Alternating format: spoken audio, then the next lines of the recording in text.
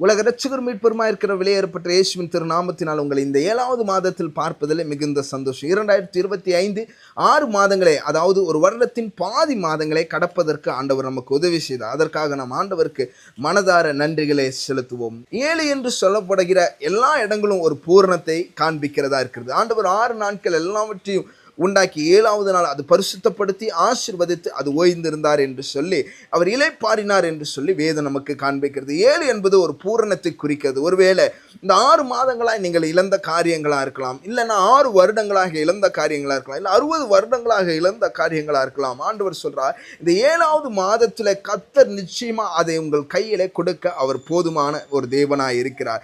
எப்படி பிரதர் சொல்றீங்க? ஆமாங்க, எந்த ஒரு முகாந்திரமோ இல்லை என்றதான ஒரு எண்ணத்தோடு நீங்க வாழ்ந்து கொண்டிருப்பீர்கள் என்றால், எலியா தன் வேலைக்காரன் 6 முறை சொல்லுகிறார், நீ போய் பார் என்று சொன்னபோது வானத்துல ஒரு அடையாளமும் தோன்றவில்லை.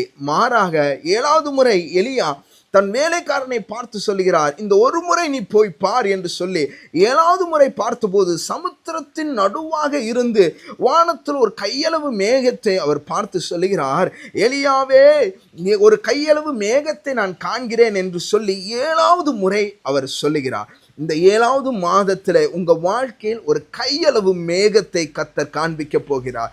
6 முறை நீங்கள் தோற்ற ஒரு காரியத்தில் 7வது முறை கர்த்தர் உங்கள் காரியத்தை ஜெயத்தை அவர் தர அவர் போதுமானவராக இருக்கிறார். ஒருவேளை 6 முறை சோர்ந்த வேலைக்காரன் 7வது முறை நான் போய் பார்க்கணுமா, இதுக்கப்புறம் போய் பார்த்தா எனக்கு என்ன தெரியும் என்று பார்க்கவில்லை, ஐயோ என் எஜமான் சொல்லுகிறார் என்று சொல்லி விசுவாசத்தோடு 7வது முறை போய் பார்த்தபோது அவர் கிடைத்ததான ரிசல்ட் என்னன்னா, ஒரு கையளவு மேகத்தை பார்க்கிறார். அந்த கையளவு மேகம் தான் 3 ஆண்டுகளாக மழை இல்லாமல் வறட்சியாய் கிடந்த தேசம், பஞ்சத்தினால் அவதிப்பட்ட தேசத்துல ஒரு செழிப்பு உண்டு பண்ணும்படியாக ஒரு பெருவெள்ளத்தின் இரைச்சல் உண்டாகி ஒரு பெருமழையை கர்த்தர் உண்டு பண்ணது போல இந்த 6 மாதங்கள் காத்திருந்த காரியத்தில் 7வது மாதத்தில் கர்த்தர் உங்களை பார்த்து சொல்கிறார், 7வது மாதத்தில் ஒரு கையளவு மேகத்தை மட்டுமல்ல, அதன் மூலமாய் உண்டாகக்கூடிய எல்லா வறுமைகளும் எல்லா பஞ்சங்களையும் கர்த்தர் மாற்றி ஒரு ஆசீர்வாதத்தையும் செழிப்பி உங்களுக்கு தருவார். இந்த 7வது மாதம் உங்களுக்கு ஒரு ஹாப்பி ஜூலையா இருக்கும் என்பதில் எந்த சந்தேகமும் இல்லை.